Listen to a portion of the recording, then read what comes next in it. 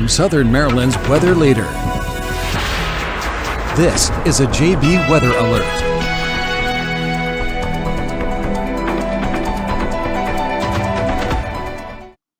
Hello and good afternoon, everyone. I'm Forecaster John Bordash with you here in the Storm Center, giving you a severe weather update. We do now have a severe thunderstorm watch in effect across much of the region as severe storms begin to fire to our west and to our south. I do want you to bear with me here for a second. First, if you can hear me fine, let me know in the comments. But I do need to get something together quick. I forgot to upload this, the actual severe thunderstorm watch graphic, and I want to make sure that I have that in there for you. So I want to make sure I get that up. There we go, and that should be good. So yes, everywhere shaded in yellow. That is a severe thunderstorm watch, and that includes all of Southern Maryland and King George County in Virginia until 10 o'clock. The threats we're going to be monitoring for as we head through the afternoon and evening. Severe thunderstorms that could be producing wind gusts upwards of 70 miles per hour. Spin-up tornadoes could be possible, and hail up to 1 inch in diameter could be possible as well. And we do actually already have tornado warnings in effect just to our south, which really do bear watching. They're down here towards the Richmond, Virginia area, and I want to turn some of these layers off for you. I'm going to bring this on over. I see that people say that they can hear me loud and clear, which is awesome. But yeah, we have tornado warnings in effect down here near the Tappahannock area. This is for the northern portions of the Richmond metro area. So this includes the city of Richmond, northwestern King and Queen County, north central Henrico County, southeastern Caroline County, northwestern King William County, and southeastern Hanover County until 2:45. Typically, this isn't an area we would look too much at for Southern Maryland weather. However, this area of storminess will be moving towards our region here over the next little bit. I do want to go ahead and get a storm track on this just over the next hour, and that doesn't want to work at the moment. But what we do know is that this will eventually move into parts of Westmoreland County here over the next half hour to 45 minutes, and then potentially cross over the Potomac River, getting into parts of Southern Maryland over the next hour and a half. Will this storm stay together? I don't know, and it's going to be hard to say what will happen. We need to watch what this embedded thunderstorm does. It isn't one that's standalone. This is an embedded storm in a greater area of rain down towards Richmond. We do already have rain beginning to enter into our local region. We have pretty moderate rain pushing through parts of Charles, St. Mary's, and Calvert counties. We have heavier thunderstorms trying to form on up towards the DC metro area, on over towards Laurel near Bowie, and on over towards Montgomery County. And this entire area storminess down here, and I want to turn our local radar off quickly. This entire area storminess that's near the Richmond, Virginia area, that's going to be pushing into our region here over the next 1, 2, 3 hours. But that won't be where the severe weather threat ends. We will then turn our attention back to the west. You see, we have storms beginning to fire back here into parts of West Virginia and through parts of western Maryland into portions of Pennsylvania.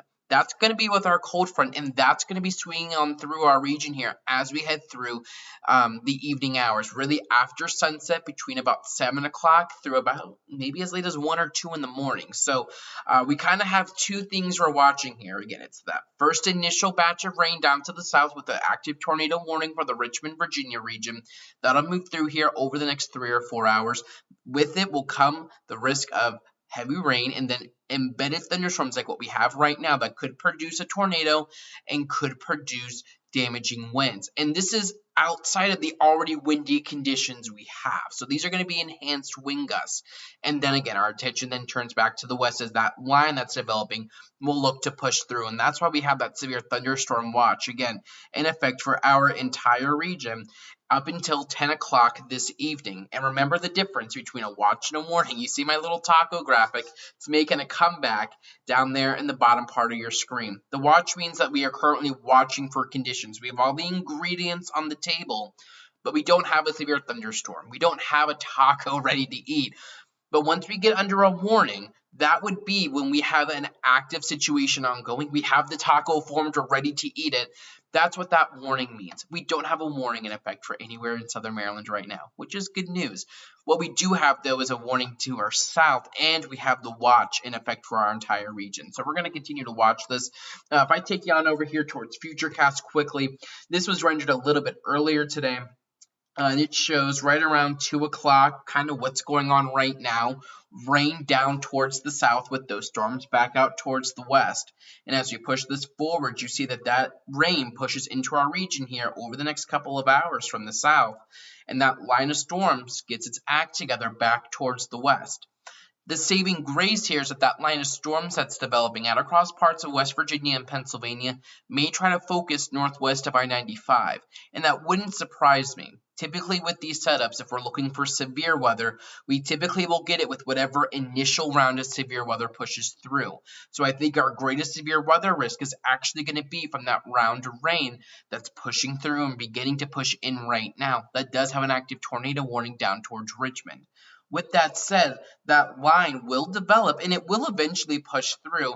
The question is, will we have enough storm energy in the atmosphere to support that line of thunderstorms holding together? And that's what we'll have to watch. Our model suggests it might fall apart and focus on portions north and west of DC, and we'll see if that happens. We will need to stay on watch, though. We will need to stay on guard, and we will continue to see how all of this transpires. What I do want to do, though, is bring us back in here to live radar. We, again, do have that active tornado warning just to our south. And while this isn't our exact coverage area, this will begin to threaten parts of our coverage area. I want to make sure that we have the correct radar. There we go. And you can see where this storm is down here, just northwest of Richmond. And actually what I want to do, which will help us to get a storm track on this, I want to give this program a quick reboot. So let me get reconfigured a little bit. I want to bring us on over here. There we go. And I want to get this together. So yeah, again, everywhere in that yellow, that's that severe thunderstorm watch. But it's this tornado warning down here that actually already has a report coming in of a funnel cloud to the southwest of Richmond. With this cell that was reported a little bit ago, that's all pushing up here to the north and west, and I actually think that we should be good now for me to bring this back over, get into our main program here. If it wants to work, there we go, that should work, and let's bring you back on over. There we go. So yeah, there we go with our tornado warning. You can see that right there, and I want to get that storm track on it. I find that to be one of the more important aspects of this. We want to know the timing, and this radar shows we have heavy rain pushing into parts of Cobb Island, getting on over towards Chapticos. So I'm sure you're looking at rain and like, oh, is this going to get any worse? So let's take this out at 42 degrees at about 45 miles per hour. So this would be the timing, not going over very many populated areas, but what this does show us is this tornadic storm pushing to the north of Tappahannock and then pushing into parts, I believe that is Richmond County, then getting into parts of Westmoreland County here over the next hour, so that by about 3:20, about an hour from now, we're going to be watching the storm going to potentially try to cross the Potomac River here, and it will be something that St. Mary's County will need to watch. You're not actually under a warning right now in St. Mary's County or in Westmoreland County. We're looking down the line, though, to see what we could be talking about as things continue to kind of get their act together. Let's get that off of there, and I want to come in here. I want to take a look at our latest rotation. I want to see how strong this rotation is. And this is definitely a concerning rotation couplet I'm looking at here. What we're taking a look at right now, this isn't traditional radar. This is what we would call our velocity mode. This shows us, A, where we have winds, B, how strong the winds are, and C, in what direction they're moving. It tells us a lot. When we're looking at this, I want to make sure I have a paintbrush color that you can see. We'll use black. What this tells us is that we have in this red wind going away from the radar right here. And where we get these yellows, that's actually indicating where we have wind coming towards the radar. That's showing where we have that tight rotation couplet. And it's a very tight rotation couplet here, just northeast of Richmond. And this is what's going to be racing here to the north and east at a pretty good clip at 45 miles per hour. So let's go ahead and get that cleared off. I want to see if we have any indications of debris with this, and I'm not seeing any active indications of debris with this one cell, but we do see a little bit of a notch in here, and that's what we're going to have to watch. And again, this is going to be impacting us at some point in some one way or another, in some form. That's why we're spending so much time on it. And where you can get these little kinks right here, you can see where that brighter reflectivity, those brighter colors dip down, and these lighter reflectivity colors kind of come in. That's your inflow notch. That's where you're getting that rotation. That's what we're going to be watching, and you can really see how that then tries to rotate right there. Let's go ahead and clear this off, though. I want to go ahead and zoom us back out. And I want to get us back to our home base radar, one that's a little closer to give us a better idea of what we're actively looking at. What I will say is that if you have any interest, and I want to take radar actually off for a second, any interest in parts of Caroline County, this is south of Bowling Green, so south of Kings Dominion. That's where we have that tornado warning, and we actually, looks like we have a brand new tornado warning in effect for the Richmond area until 2:45. Is this actually new? Let's see.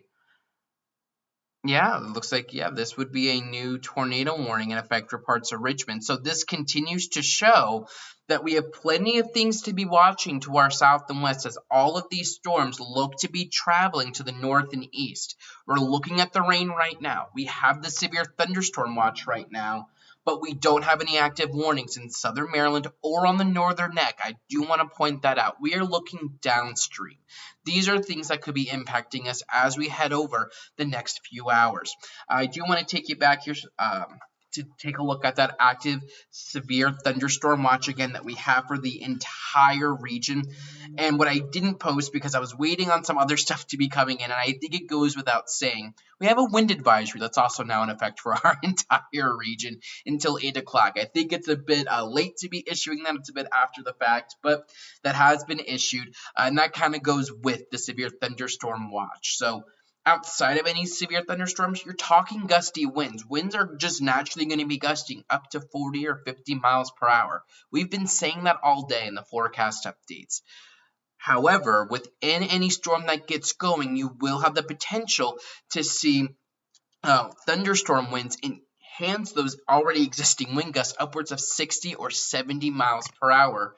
In addition to the potential of a spin-up tornado, in addition to the potential for hail up to 1 inch in size. So we will need to be watching all of this. It's a very active situation ongoing, and we continue to see we have plenty of reports down to the south of, we have plenty of tornado warnings. We've seen quite a few tornado warnings actually get issued today. And down even further to the south, this red area here represents that tornado watch, multiple severe thunderstorm watches, plenty of reports of damaging wind gusts and of funnel clouds. And we even had a tornado warning to the northeast of Pittsburgh. So you will want to stay with JB Weather throughout the day. We have plenty of things to be tracking here throughout the rest of the afternoon and the evening, and I'm going to be right here in the Storm Center, and you're going to want to stay with me. We're going to be tracking everything step by step, kind of breaking everything down on what you can expect. I do want to take you back over to Futurecast so you can get an idea what's going to be happening when, and I'm going to let this loop through. So pick out where you are on this map, take a look at the timing, and see how everything continues to push on through. But we've seen these winds throughout the day today be elevated, and we stated that yesterday and this morning. How we would be looking at gusty winds, and they were actually going to be peaking this afternoon. So you've seen gusty winds so far today, but they're probably going to step it up a little bit here as we head through the afternoon and evening, eventually subsiding overnight as cooler air works on through. But we're going to have to watch how these thunderstorms interact with our environment. Many locations across our region have warmed into the 70s, have warmed into, they've warmed into the 70s. We've seen dew point values get into the 60s, so now we're getting a little bit of a muggy feel out there, which means we're starting to increase the amount of storm energy in the atmosphere.